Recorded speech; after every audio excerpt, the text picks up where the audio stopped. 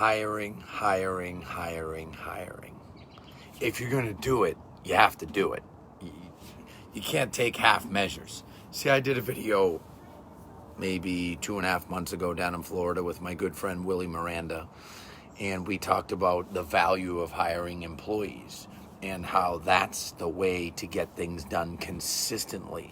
That's the way to put a system in place and have it stick, a system, a process, etc.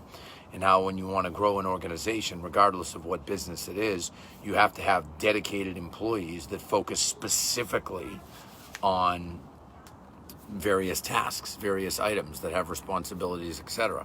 Well, one of the mistakes that I see several broker owners and team leaders make is they try to cheap out. They try to,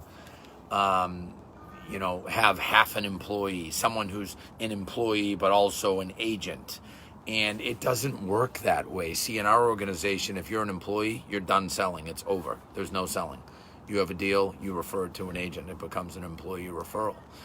And sometimes people don't love that, and sometimes they don't want to be an employee because of it. But, oh well, there's a line there. You're an employee, okay? You're a staff member. You're dedicated to the company. You're carrying out specific orders. You have specific responsibilities. You get a steady check. You get health insurance, 401k, all these other things, right? When you're a realtor, you have more freedoms. You're an independent contractor. Well, if you're running the organization, you can't have people have it both ways. It doesn't work. The interests can collide. The behavior out of someone who's on both sides, they can start to feel like they're being pulled each way. See, here's the problem. Everybody wants to be the owner and wants to be the leader until it's time to start doing things owners do. Until it's time to start having responsibilities that owners have. Until it's time to start dealing with the months that you have losses or the weeks that you have losses. And when you're new building a company, you're going to have losses. Okay, I don't care who you are. You might hear this, oh, he's wrong, my margin. Yeah, okay.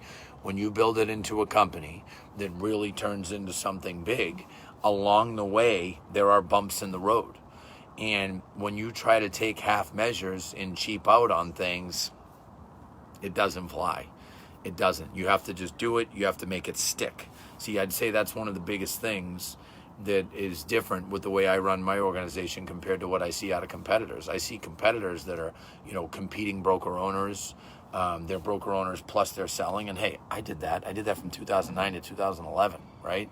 I mean, you have to do it at some point to get yourself off the ground. But if you want to build a true brokerage long term, you can't be selling and then also have agents selling and expect to recruit big agents when you're the one selling. Well, the same holds true for staff. You can't have staff members that are selling, but they're also answering the phones. I mean, those interests collide. You're putting someone in a position that there could be temptation to, do things they probably shouldn't do. And that's a problem. And like I said, everybody wants to be an owner until it's time to start doing owner stuff, okay?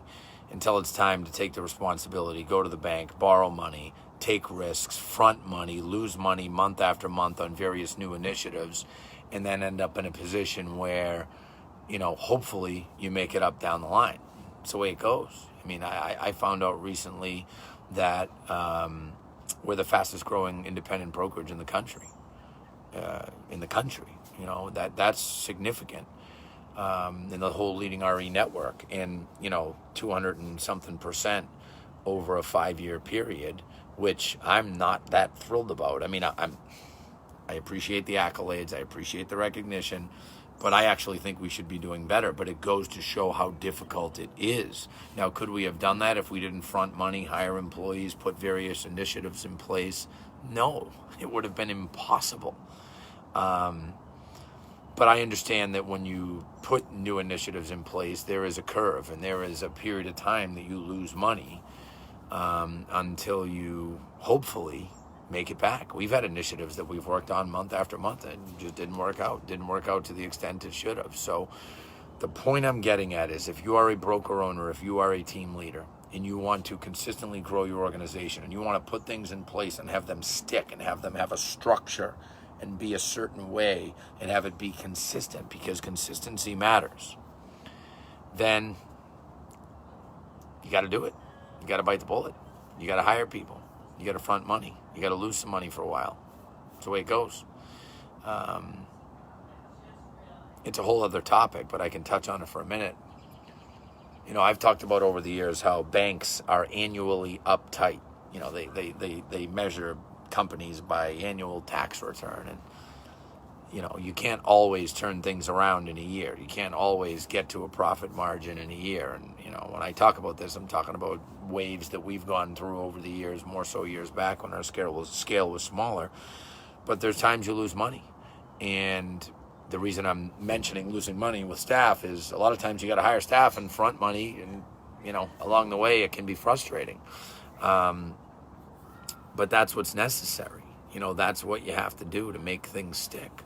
So if you are in a position where you need an assistant, or you are growing a team or an organization, my motion light went out, team, an organization, or whatever it is, you have to understand that you have to hire people. And if you lose money for a few months to get it off the ground, who cares? You'll make it up later.